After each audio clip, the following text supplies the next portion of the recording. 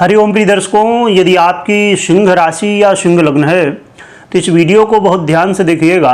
इस वीडियो में हम समझने वाले हैं कि इस सितंबर के महीने में जो नवग्रहों के परिवर्तन होने वाले हैं तो वो चौंका देने वाले रिजल्ट मिलने वाले हैं। यानी कि वो रिजल्ट जो कि हम सोच नहीं सकते थे कि ऐसे रिजल्ट मिलने वाले हैं। अच्छे मिलेंगे, बुरे मिलेंगे। और इस वीडियो को ध्यान से देखना इसलिए ज़रूरी है क्योंकि हम इसमें सितंबर के महीने में जो भी ग्रहों के परिवर्तन होने वाले हैं मुख्य रूप से उनकी सभी की चर्चा एक साथ करेंगे। क्योंकि जब आप अलग अलग परिवर्तन सुनते हैं ग्रहों के तो कई बार कन्फ्यूजन हो जाता है, क्योंकि उसी समय पर कोई ग्रह अच्छा फल दे रहा होता है, उसी समय पर कोई ग्रह बुरा फल दे रहा होता है, तो इसलिए कन्फ्यूजन होता कि अच्छा होगा कि बुरा होगा, ये थोड़ी समस्या होती। पर इसमें हम पूरे सितंबर के महीने में जो ग्रहों के परिवर्तन सभी के बारे में जानेंगे। यानी कहा जाए कि ये मासिक राशिफल है महीना सितंबर महीना का। तो आइए समझते हैं सबसे पहले हम गृहस्थितियों को, इसके बाद हम क्या फल हमें मिलेगा ये समझेंगे और फिर समझेंगे उपाय क्या करने। तो सबसे पहले गृहस्थितियों की चर्चा कर लेते हैं। प्रिय दर्शकों, ग्रहों की हम चर्चा करें तो सूर्य जो ग्रहों के राजा हैं इनका परिवर्तन 17 सितंबर को होने जा रहा है कन्या राशि पर, जो कि बुध की राशि है। और चंद्रमा की बात करें तो चंद्रमा का परिवर्तन 2.25 दिन में होता ही रहता है। मंगल का भी इस महीने परिवर्तन होने जा रहा है। मंगल बड़े ही महत्वपूर्ण स्थिति में जो है तो हमेशा रहते हैं, क्योंकि मंगल हैं साहस, और बिना साहस के बिना पराक्रम के चीज़ें हो नहीं पाती हैं पूर्ण रूप से। तो मंगल का परिवर्तन 13 सितंबर को होगा, जो कि तुला राशि में होने जा रहा है। और बुध का परिवर्तन 15 सितंबर को होने जा रहा है, जो कि स्वयं की ही राशि कन्या राशि में इनका परिवर्तन होगा।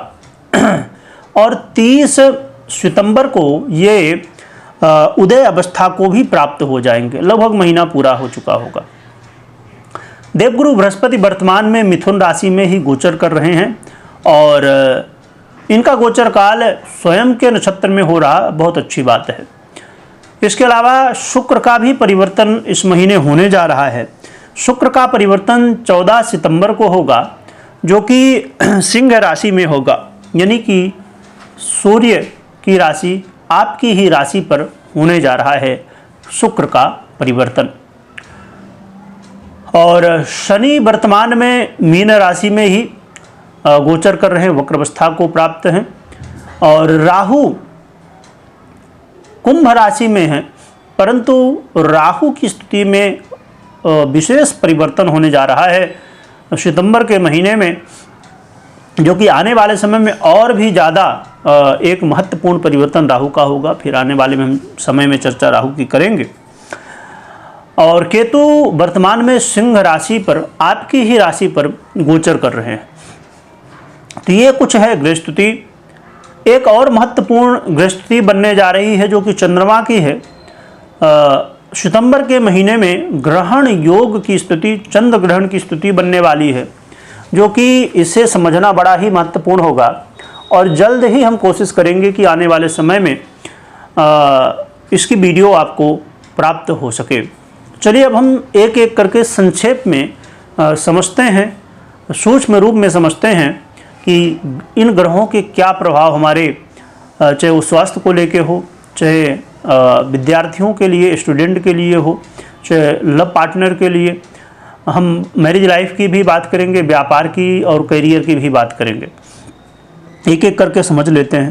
तो देखा जाए स्वास्थ्य के दृष्टिकोण से तो बहुत चिंता की बात नहीं है, परंतु हाँ, योग प्राणायाम आपको करते रहना चाहिए और स्वास्थ्य का ध्यान थोड़ा रखना होगा। बहुत चिंता नहीं, परंतु थोड़ा चिंता तो रखना ही होगा। और इसके अलावा स्वास्थ्य को लेके तो ठीक है। हम बात अब कर लेते हैं विद्यार्थियों की, स्टूडेंट की। तो स्टूडेंट के लिए बहुत अच्छी स्थिति बनने जा रही है। स्टूडेंट के जीवन में आ रही समस्याओं का समाधान, और ख़ासकर यदि आप वर्तमान में कोई ऐसा एग्ज़ाम देने जा रहे हैं या कोई प्रतियोगिता आपकी है जो कि वाणी से संबंधित हो, यानी कि बहुत सारी ऐसी प्रतियोगिता होती हैं जिसमें बोलना होता है और उसी के हिसाब से आपको मार्क्स दिए जाते हैं, रिजल्ट आपको देखने को मिलता है। तो यदि ऐसी कोई प्रतियोगिता है तो बहुत ही अच्छा मौका है आपके लिए, और पढ़ाई लिखाई में काफ़ी बेहतर स्थिति है, जो कि केतु की दृष्टि रहेगी परंतु उसके लिए भी बचाव जो है तो आपके पास अवेलेबल है। और मुख्य रूप से यहाँ पर यदि हम बात करें तो देवगुरु बृहस्पति का बहुत बड़ा सहयोग आपको प्राप्त है। और वर्तमान में जैसे हमने चर्चा की ही पहले कि देवगुरु बृहस्पति बहुत ही मजबूत अवस्था में इस समय है, स्वयं के नक्षत्र में है, उनकी दृष्टि सीधे आपके पंचम भाव यानी कि विद्या भाव में पड़ रही है। तो केतु का प्रभाव तो है, पर गुरु आपको बहुत हेल्प कर रहे हैं, जिससे केतु का प्रभाव ऐसा नहीं कि नहीं ही होगा, परंतु हाँ काफ़ी हद तक मैनेज हो जाएगा। तो विद्यार्थियों के लिए ठीक अच्छा समय कहा जाएगा, और काफ़ी बेहतर समय कहा जाएगा बल्कि। और जो लव पार्टनर हैं, लव पार्टनर के लिए भी चीज़ें अच्छी हैं, पर लव पार्टनर को इस बात का ध्यान रखना है कि अपने मन को स्थिर रखते हुए हर चीज़ों को करना है। मन को यदि आपने भटकाया, मन को इधर उधर निर्णय लेने में कई बार गलतियां यदि कर दी तो फिर मुश्किल हो जाएगी। तो लव पार्टनर के लिए थोड़ी सावधानी रखने की ज़रूर आवश्यकता होगी, क्योंकि मन कई बार आपका भटकेगा, और मन भटकने की वजह से गलत शब्दों का प्रयोग, गलत निर्णय लेना और भी ऐसी चीज़ें देखने को मिल सकती हैं। तो लव पार्टनर को विशेष सावधान रहना होगा। बात करें मैरिज लाइफ की, तो मैरिज लाइफ में काफ़ी बेहतर स्थिति बनने जा रही है, इस हिसाब से कि जैसे आपने अभी कुछ समय से पहले समस्याएं देख रहे थे, तो अब उस हिसाब से देखा जाए तो काफ़ी चेंज है। और जीवन में एक कह सकते हैं कि जो डमाडोल स्थिति यदि आपके लाइफ में थी, मैरिज लाइफ में, शादीशुदा जीवन में, तो अब उसे बैलेंस किया जा सकता है। देखिए, एक होता है कि बैलेंस करना, एक होता है कि बहुत ही अच्छा हो जाना, है ना। तो इसे बैलेंस हम कर सकते हैं, यानी कि चीज़ें ठीक ठाक हो सकते हैं, तो अच्छा है। और जो व्यापारी हैं, व्यापारियों के लिए बहुत बढ़िया मौका है। व्यापारियों को धन लाभ की स्थितियाँ, व्यापार में वृद्धि की स्थितियाँ देखने को मिलने वाली हैं। तो व्यापारियों को बहुत ज़्यादा चिंता की बात नहीं। हाँ, राहु का प्रभाव है, और जो कि अलग अलग अपनी पर्सनल कुंडलियों के हिसाब से भी बहुत सारी चीज़ें होती हैं, पर गोचर में थोड़ा शुक्र का अच्छा प्रभाव आपको मिलेगा। और यहाँ पर राहु कई बार आपको सहयोग भी कर देता है, पर ये एक बात तो ज़रूर है कि चाहे राहु की बात कर लीजिए, चाहे केतु की, चाहे शुक्र की, उतना सपोर्टिव नहीं होते यहाँ पर जैसी स्थिति में है। पर हाँ, देवगुरु बृहस्पति का अपने आप में बड़ा प्रभाव है, जो कि यदि आपकी कुंडली में देवगुरु बृहस्पति की स्थिति मजबूत होगी, पर्सनल कुंडली में दशाएं वगैरह सपोर्ट कर रही होंगी, तो बहुत ही सहयोग मिलेगा। और व्यापारियों को लाभ की स्थितियाँ, अचानक लाभ की स्थितियाँ देखने को मिल सकती हैं। और बात करें जो लोग जॉब करते हैं, नौकरी पेशा में हैं, उनके लिए यहाँ पर थोड़ा सा मेहनत करने की आवश्यकता होगी। थोड़ा सा एक बात देखिए, आपका मन कई बार क्या करेगा ना कि देखिए, दो तरह के लोग होते हैं। एक लोग होते हैं जो कि काम करने का दिखावा करते हैं कि भैया काम कर रहे हैं, आ रहे हैं ड्यूटी में, है ना, 9 से 5 आ रहे हैं, जा रहे हैं। और एक ऐसे व्यक्ति होते हैं जो कि दिखावा नहीं करते, भले वो 2-4 घंटे के लिए ही आए, पर उसमें 100% देंगे, और जो 9 से 5 का काम है वो 2 घंटे 3 घंटे में ही करके चले जाएंगे। ठीक है, तो कहने का मतलब ये कि यदि आप 100% इस समय नहीं देंगे तो मुश्किलें थोड़ी सी बढ़ सकती हैं। यदि 100% देने के लिए आप तैयार हैं तो करियर में भी कोई विशेष चिंता की आवश्यकता नहीं है।